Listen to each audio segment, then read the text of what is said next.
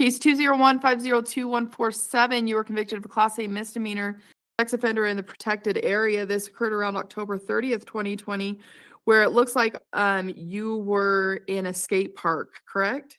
Yes. Anything you wanted to add to this? No. Yeah.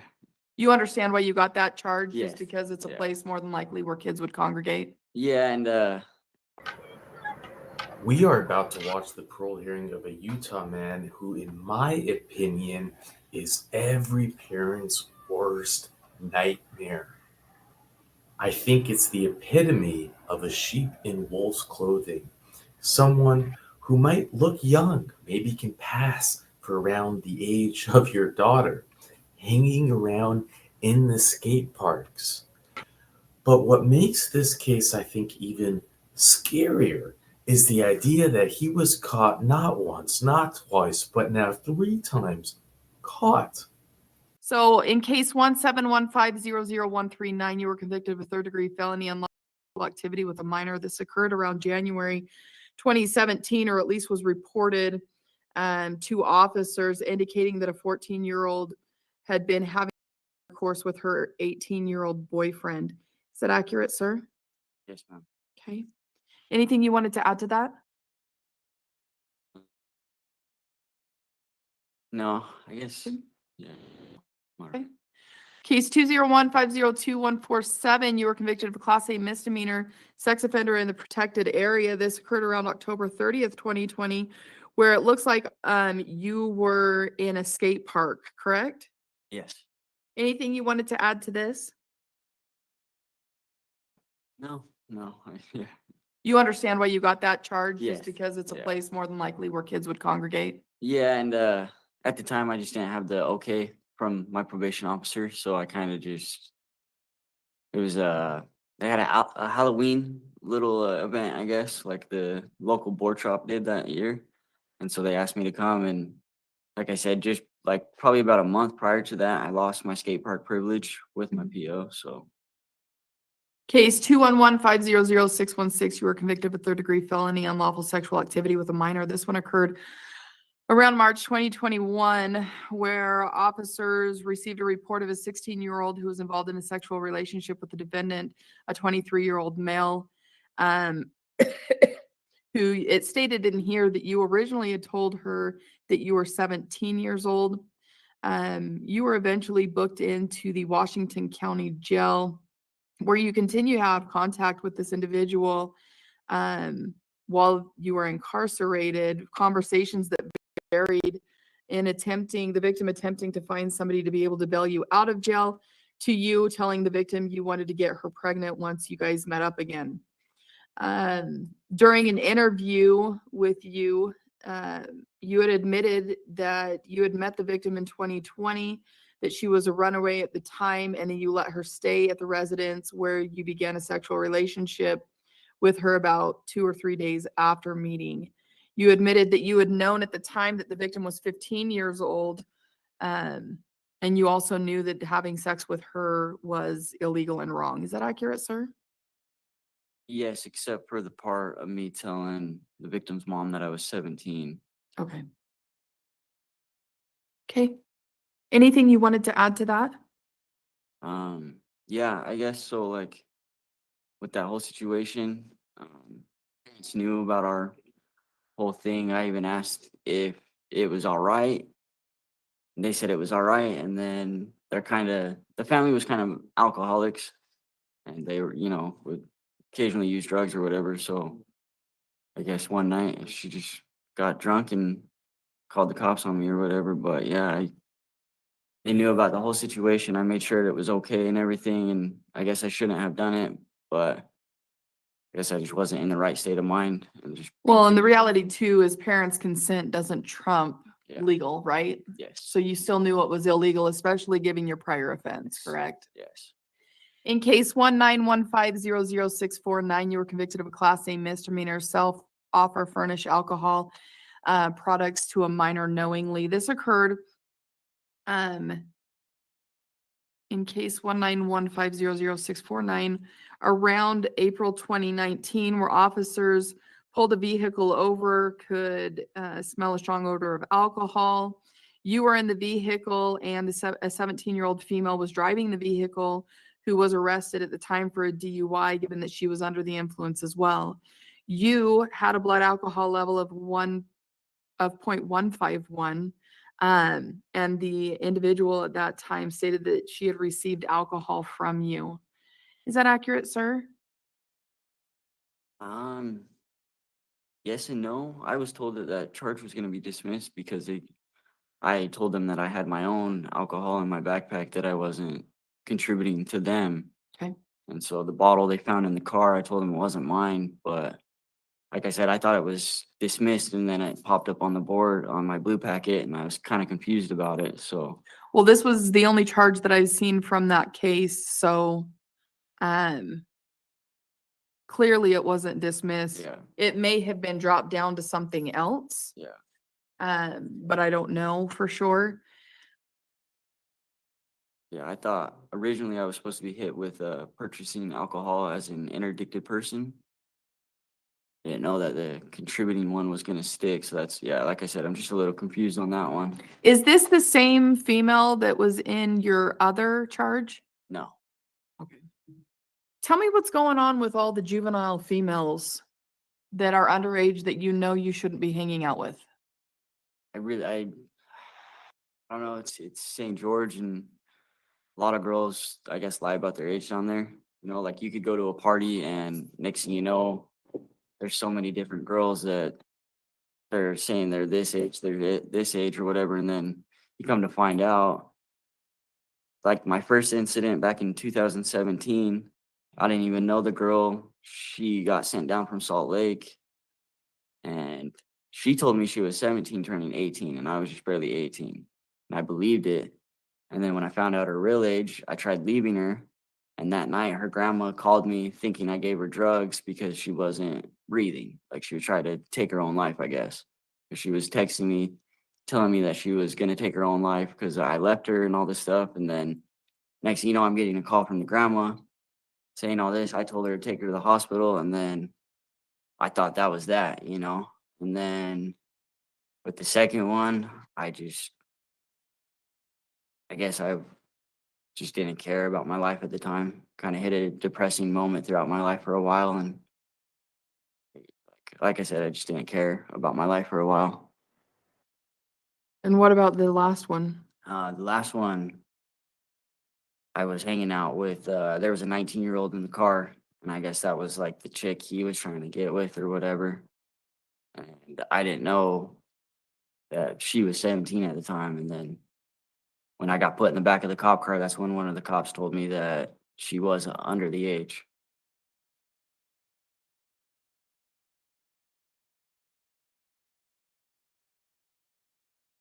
So tell me about your refusal to do sex offender programming. Kind of just talked with my family about it, and we think it's better for me just to expirate and be able to get out of Utah when I'm done doing my time here. Like I just been dealing with probation since my first offense, and I almost feel like probation down there was out to get me. So I just would like to, I would like to ask for a termination, but if I can't get that, I would like to just expirate. If you're not willing to do programming, there's probably no way that they're going to allow you to terminate. That's fine. I'm totally, like I said, I'm totally okay with expirating. I think me and my family think it will be better for me not to be on parole and Where do you want to go to? when I get out of here. The plan is just, so I'll probably stay in Utah for a little bit, and then once it'll probably be like a half a year, but I'm gonna be working for this welding company that my dad works for, and he said that where the money is at is to travel, do the travel welding. So I kind of will be traveling from place to place and staying not in a hotel, but like in a trailer. I'll have my own little trailer that I'll tow with me and everything. And I know that if you stay in a certain town for a certain time period, you got to report that to the sheriff's office and all that stuff. So I've kind of done some digging into it a little bit, and just kind of what the plan is, just travel for a little bit. And Do you know how long you're on the registry for? it's 10 5 years? Yeah, it's 5 to 10 years. What's gonna keep you away from the minors? Uh, yeah, it's just getting out of St. George. Well, there's gonna be minors all over the Yeah. place. No, I get that. I don't like, I guess it would be like a fresh start, right? Like I'll have to make sure that I get their information before hooking up with them. Actually find out who that person is before just going ahead and hopping into bed or whatever. I guess I just gotta stay off the dating apps and all that type of stuff. Okay.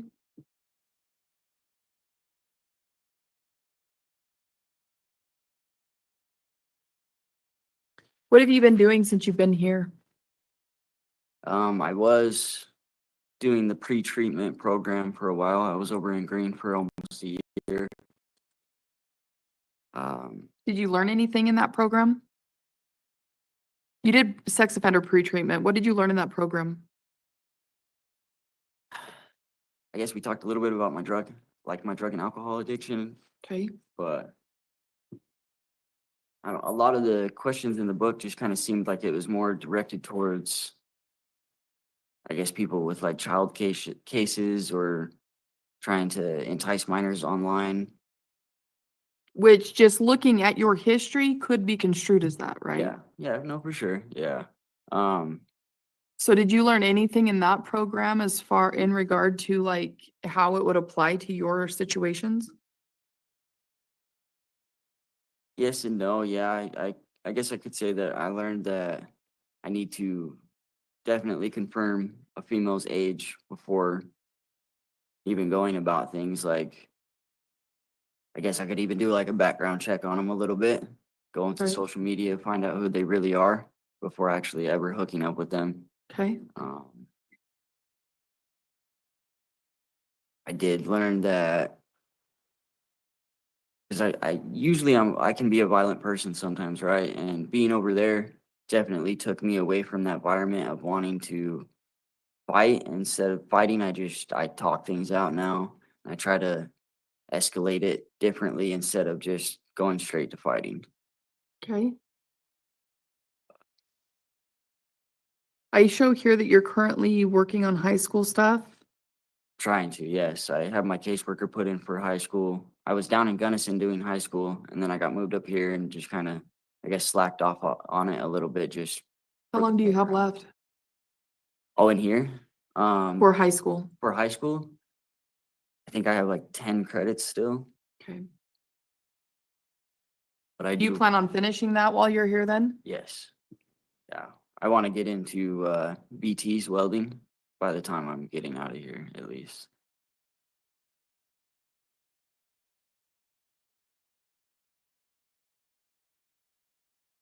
Tell me about your disciplinaries. You've got one from January of last year, tattooing, branding, or body piercing. Yeah, I got a tattoo pretty much right after I got locked up, and they saw the redness on it, and I got a tattoo right up. What tattoo is it?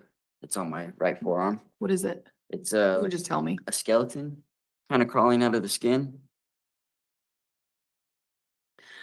And in July of last year, you have unauthorized possession or use of property. Do you remember that one? It's torn sheets, it looks like, Oh yeah, and drawings. yeah. So I guess kind of they call them panos, but I just draw on them. I was doing it down in Gunnison and they were okay with it, but I got moved up to here and Green wasn't okay with it. And I didn't know that. So when they searched my property and found it, they gave me a write up for it. Okay. October of last year, unauthorized possession or use of property. Can you remind me what it says on there? Just says on here that this was while you were in Green, contraband was found during a bunk search. But it doesn't say what contraband. I think that could be for the Bible cover. I used to make address books for people.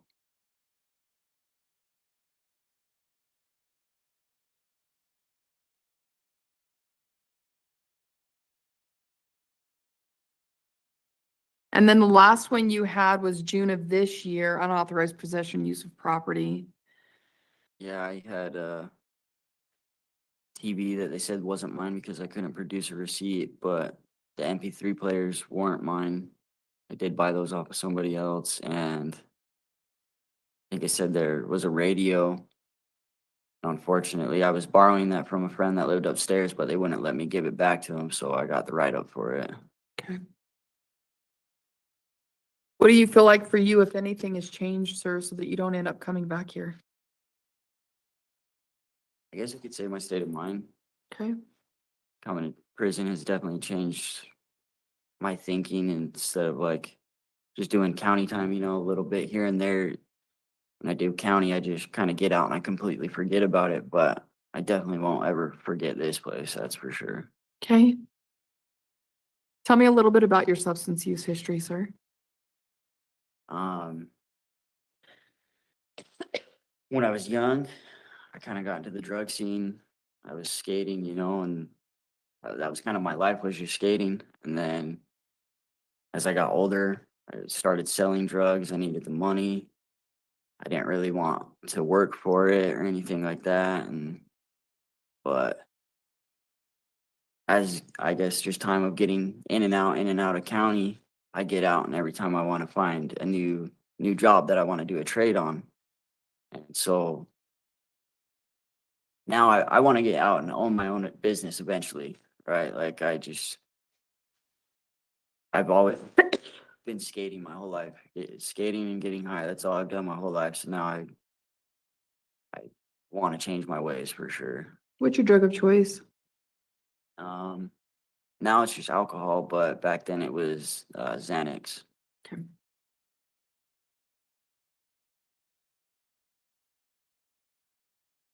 Do you have any mental health diagnoses, sir? No.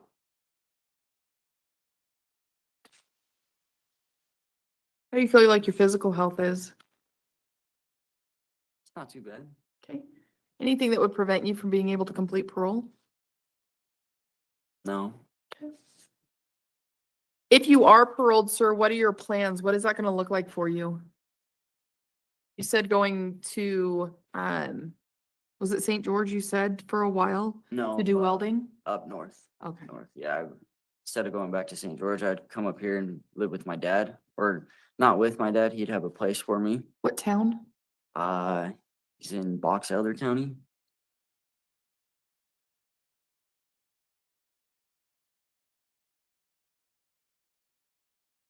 Yeah, I'll just be living up there and welding. He said this company, it's called Brahma, but they're a welding company, and he told me that I would be starting off anywhere from like $35 to $45 an hour.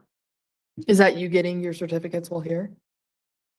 Or, Yes and no. It could be a little bit lower if I don't have the certificate, but if I do get the welding certificate, I will definitely be starting out more.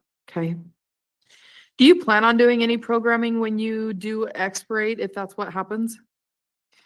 I do plan on doing high school and BTs for sure if I am allowed to expert, yes. I mean, when you're back into the community. Oh, back in the community. I might see a therapist for a little while. Just so that way I can kind of check myself for the first year when I'm out. Correct. Okay. If anything is going wrong, I can correct it.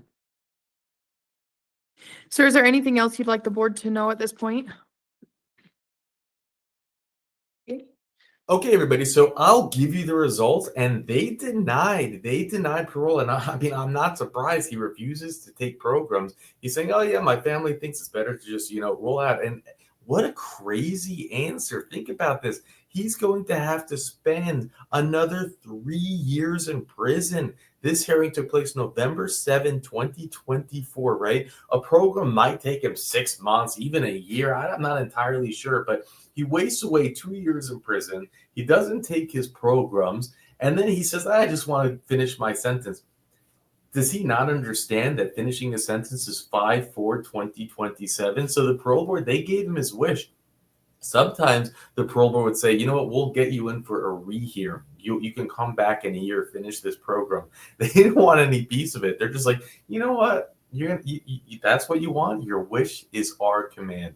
And on this note, I just want to share with you, I won't bring you a hearing unless I have the results of the hearing. And I'm able to do this because of Sir Richard. Let me share with you the Sir Richard tab for those of you who haven't seen this. This is one spreadsheet. We have dozens, one tab on one spreadsheet.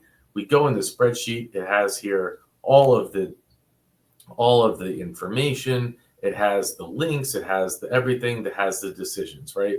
There are other channels that are popping up out of the woodworks. Really, I can't keep up. Left and right, a new one, it seems, every week, that are copying and pasting these hearings. They're not bringing the results. They're not. And look, I think it's great. I think that this is, what's the saying goes, imitation is the sincerest form of flattery. So I'm flattered. Thank you for copying and pasting these hearings. Now, a little bit of the drawback is that they're not really putting in any work, so they're just screen recording everything and they're just uploading it to the internet. They're not sharing information. They're not sharing the results. When you see it, you can make your decision of what you find more valuable to you. I hope, as long as it can be respectful to the system, but many of them aren't. But if you find it valuable, good. Let the world see the good, the bad, and the ugly of the system. But if you want to see results right now, Mandoo is the only channel that does that. I'm able to do it because of Sir Richard. If I didn't have Sir Richard, I don't know how I would handle it. Now let's go check out this really dangerous man. I mean, and you listen to him. This is his 2021 charge. Remember, he's been doing this for a long time, and the amount of time they did is he's caught. And when I first saw this hearing, I have to tell you, I started to make excuses for him when I first saw it. I was like, he's like always at a skateboard park. He got stuck in like his high school days. He was the cool kid. And then, as years go by, he's still getting older. Everyone at the park's the same age that he was there, as in younger. And, it's like it crept up on him. And you're like, yeah, so he's not on the road. She's not. But then you hear that he's lying to families about these kids' ages. The offenses range for years. He's a predator. He is the epitome of a pet predator. Like I said, I think a child's worst nightmare. When you drop your child off at the skateboard park, this person is who you're afraid might be there.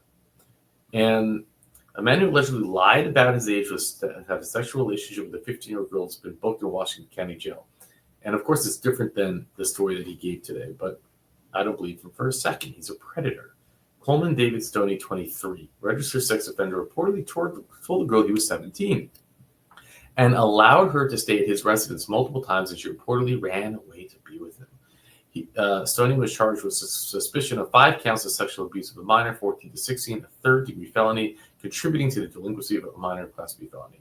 Previously, Stone was found guilty of sexual activity with a minor in 2017 case or selling, offering, furnishing alcohol to a minor in 2019 case, right? This was his third case. He's currently charged as a sex offender in violation of a protected area in an ongoing 2020 case. Actually, this is his 4th case then. His 4th case. He's a serial offender. According to the Stoney's probable cause statement in the most recent case, officials were alerted that the girl's mother, after the team requested her mother provide birth control for her. Dear God. And the mother learned that Stoney's actual age after she saw him on the booking page of Washington County. The statement says Coleman was arrested. Can you imagine, as a mom, your daughter all of a sudden comes up and says, hey, can I have birth control? And then the mom's like, what the hell is going on? She Googles his name and he shows up on on the county jail website. Worst nightmare coming to fruition. The team refused to cooperate with the investigation after reportedly being in contact with Stoney via jail calls and tablet sessions. Wow. He stays in touch with her. I reviewed several of the tablet sessions between Coleman and the victim. The victim was trying to find an appropriately aged adult to assist in bailing Coleman out. However, she was unable to locate one, the probable cause statement says. The officer who reviewed tablet sessions also noted that the victim stated willingness to get pregnant by Stoney, and his response was that, for real though, when I get out low-key, you might have to miss birth control. Disgusting. Cockroach. Stoney was interviewed by police, the statement says. Postman Miranda Coleman admitted he knew the victim was only 15 years old at the time and that what they were doing was wrong, the probable cause statement says. The officer suggested Stoney be held without bail because the felony was committed while he was out on bail, awaiting trial on previous felony charge, and he considered a flight risk. A dangerous man-child. Thank you, Sir Richard, for doing the spreadsheets, keeping track of when these criminals are found, finding footage of him in the skateboard park. Who else can do that but the Sir Richard? And like I said, this is, I think, every parent's worst nightmare. You know, some of these roaches, they drive the ice cream truck. They look, but like when they can blend in and say to, I'm 17, I'm still in this high school. And how fitting was it that he's still working on this high school diploma? But it's beautiful. You know, sometimes justice is poetic, and the idea that he sat there and said, I just want to do full. I don't think he quite understood it. I don't think he did the math yet on his high school degree, because he's gonna be locked up for another 3 years, 5/4/2027. We are not going to hear from him again. He is not having a rehearing, and he's just going to go out and get his wish and expire. And with that, I'll let you go. What's going to keep you away from the minors? Yeah, it's just getting out of St. George. Well, there's going to be minors all over the Yeah. place. No, I get that. I don't like. I guess it would be like a fresh start, right? Like I'll have to make sure that I get their information before hooking up with them. Actually find out who that person is before just going ahead and hopping into bed or whatever. When I do county, I just kind of get out and I completely forget about it, but I definitely won't ever forget this place, that's for sure.